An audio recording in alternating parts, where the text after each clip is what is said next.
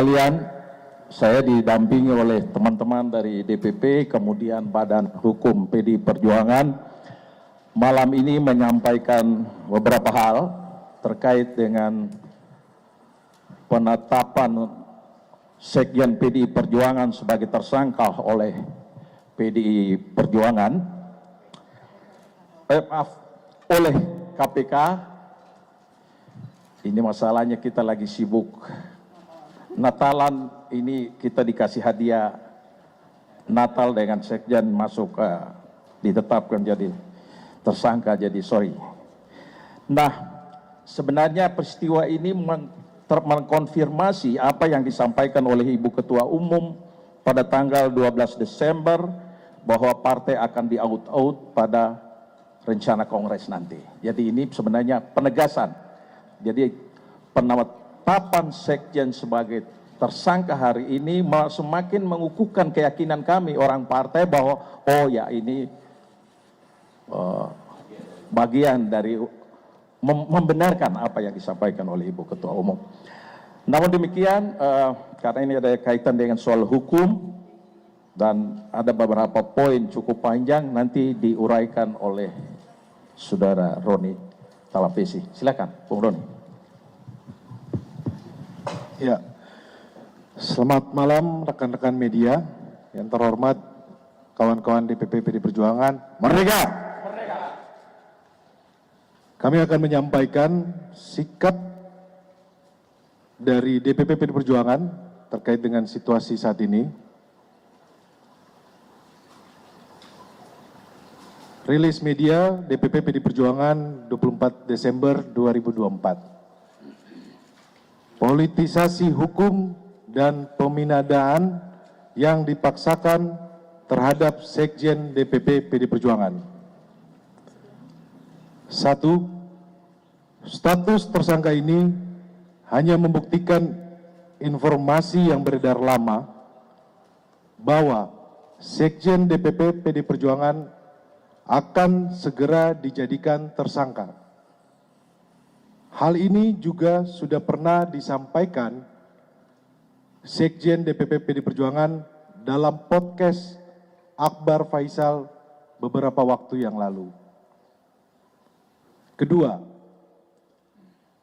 kalau kita cermati lagi, pemanggilan Sekjen DPP PDI Perjuangan ini dimulai ketika beliau bersuara kritis terkait kontroversi di Mahkamah Konstitusi tahun 2023 akhir. Kemudian sempat terhenti, lalu muncul lagi saat selesai pemilu, hilang lagi. Kami menduga memang kasus ini lebih terlihat seperti teror terhadap Sekjen DPP PDI Perjuangan. Dan keseluruhan proses ini sangat kental aroma politisasi hukum dan kriminalisasi. Beberapa indikasi yang dapat dilihat antara lain, pertama, adanya upaya pembentukan opini publik yang terus-menerus mengangkat isu Harun Masiku, baik melalui aksi-aksi demo di KPK maupun narasi sistematis di media sosial yang patut dicurigai dimobilisasi oleh pihak-pihak tertentu yang berkepentingan. Kedua, adanya upaya pembunuhan karakter terhadap Sekjen DPP PDI Perjuangan melalui framing dan narasi yang menyerang pribadi. Ketiga, pembocoran surat pemberitahuan dimulainya penyidikan atau SPDP yang bersifat rahasia kepada media massa publik sebelum surat tersebut diterima yang bersangkutan. Kami menduga ini adalah upaya cipta kondisi untuk mendapatkan simpati publik. Semua dapat dilihat dan dinilai oleh publik.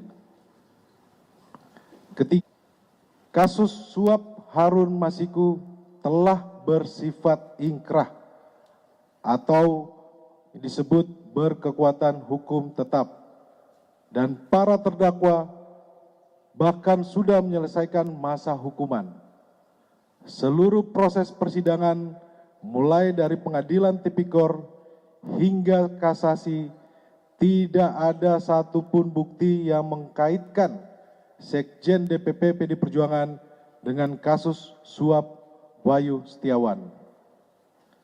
Keempat,